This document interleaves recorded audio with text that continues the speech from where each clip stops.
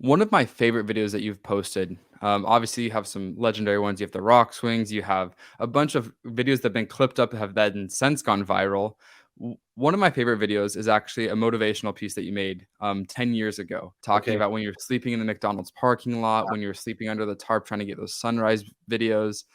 That was one of the videos that has stuck with me for the last 10 years. Like I think about it fairly often, just because the grit you displayed was absolutely incredible. Oftentimes on the come up, we have to take a lot of risks that we're not sure are going to pan out or work well. What was one of the times that you took a big risk that either succeeded or didn't succeed that was a big risk for you at the time? Yeah, so, I'm actually making a sequel to that video soon, so stay tuned for that one. Yes, let's go.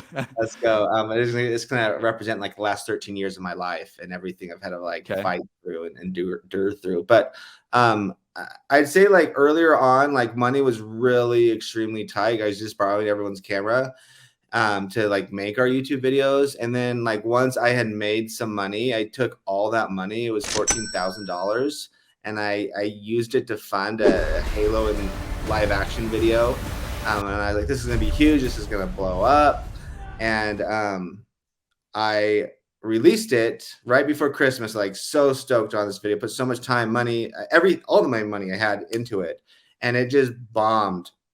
It got no views. The comments weren't positive. I had released it like a few days after like a horrific school shooting. So there was a lot of stuff with like gun violence that had just happened. This is like sci-fi fighting Halo, but still it was like super discouraging because it was like it made $20-30 and I just spent $14,000 on it. And coming from like not having any money to even create and just putting everything there. So that was like super discouraging. But with that said, like that video now, I want to say has like, I don't know, 7-8 million views 9 years later. So it's just like it's something that slowly built up over time, but it was definitely very discouraging when I first released it because I put all my money into it. So at the time, did you view that as a like obviously you viewed that as a risk that didn't pay off? How did that make you super risk adverse, like gun shy to spending big money on a film, or did it say, okay, we need to spend more money on a film now? No, I think my problem, regardless, is I love creating.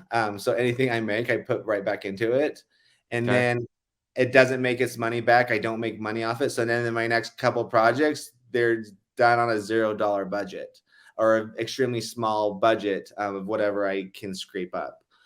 So the reality for me is I'm going to keep on doing it, even if I have a budget or not. I started Mhm. with the $0 budget, so I know how to make that work.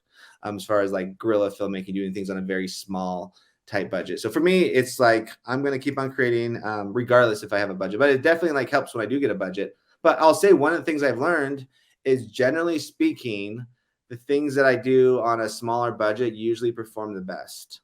So I Interesting. have the big like Hollywood budgets and working with Hollywood cast, like those things don't tend to perform as good as like the things I'm doing like very like homegrown. And I think maybe part of that is because I do things on YouTube and social media where it's about also connecting with people. And when people see something that looks like they couldn't fund it themselves or do it themselves, it doesn't connect as much. So I think that's a big part of it too.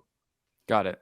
Cool. The discouragement from that video, it didn't translate, or did it, like, from the creative process at all? I don't really think it did drastically. I think for me, I've learned doing this as much as I've done it. And everything I've done has kind of led up to creating on YouTube as far as like the different things I've done throughout my life. I've always been creating.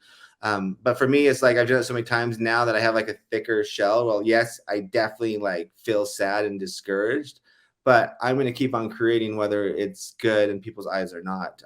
And I think the thing I've learned through it all is try and chase what you're passionate and excited about instead of like trying to chase the views or the algorithm. So I've come to the point now where it's like I never know anymore if something's going to take off or not. So I just try and create something I'm passionate about and excited about. So if it still bombs, that's okay because I just created something I'm really proud of. Got So it. it's not like a complete loss. It's like, well, I'm proud of that and I'm stoked on Yeah. that. And I put my heart into that. And I can say that like honestly, when I do stuff like that, it definitely like helps drastically compared to like trying to chase the views. And I put it out there and I'm not really proud of it and it still bombs. And it's like I've done no one good, especially myself. Got it. Cool. Thank you.